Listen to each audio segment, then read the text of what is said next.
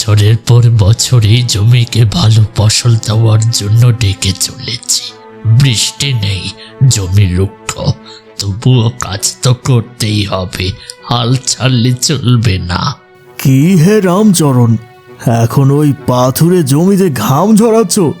4 বছর ধরে তো শুধু ঘাসই জন্মালো। এর চেয়ে শহরে গিয়ে ভিক্ষে করো, বেশি লাভ হবে। ভাই শম্ভু, আমি কায়িক শ্রমে বিশ্বাসী। আমার হয়তো ভালো জমি নেই, কিন্তু আমার সততা আছে।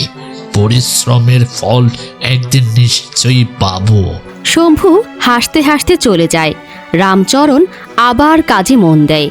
কোদালটি দিয়ে মাটি খোঁড়ার সময় হঠাৎ করে ঢুম করে একটি শব্দ হয়। এ কি সিন্ধুক? রামচরণ প্রচণ্ড কষ্টে সিন্দুকটি মাটি থেকে তুলে আনেন। তালা ভাঙা, ভেতরে কোনো গুপ্তধন নেই, আছে শুধু কয়েকটি পুরনো দলিল এবং কয়েকটি মুদ্রা। তবে দলিলে লেখা আছে এই জমি আসলে এক প্রাচীন ধনী বণিকের ছিল।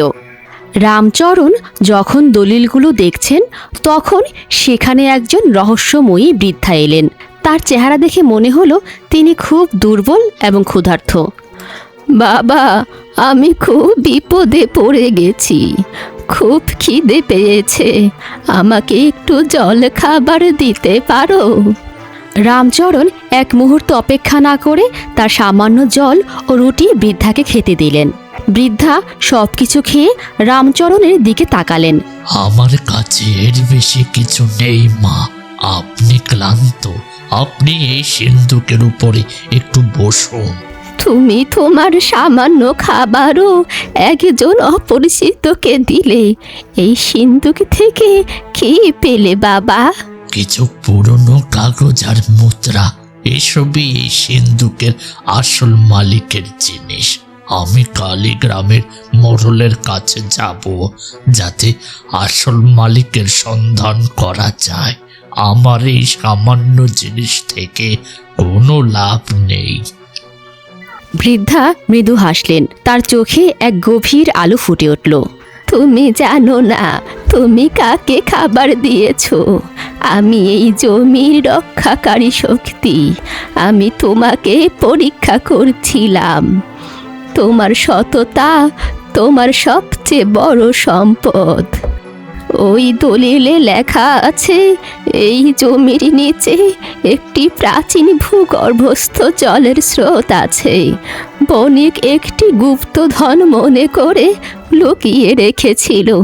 যাও, কোদাল চালাও আর ওই মুদ্রাগুলো নাও, যা দিয়ে তুমি উন্নত মানের বীজ কিনতে পারবে। বৃদ্ধ অদৃশ্য হয়ে গেলেন। রামচরণ বিস্মিত হয়ে দলিলের নির্দিষ্ট স্থানে কোদাল চালালেন। অল্প খোদাইয়ের পরই মাটির নিচ থেকে কলকল শব্দ করে স্বচ্ছ জলের স্রোত বেরিয়ে এলো। রামচরণ খুশি হয়ে সৃষ্টিকর্তার কাছে মাথা নোয়ালেন। পরের বছর সেই জমিতে প্রচুর ফসল ফলল। শম্ভু যখন দেখল রামচরণের শুকনো জমি এখন সোনার ফসলে ভরে উঠেছে, তখন সে লোভী হয়ে উঠল। আমি ওই জমি খুঁড়ব, নিশ্চয়ই আরো গুপ্তধন আছে।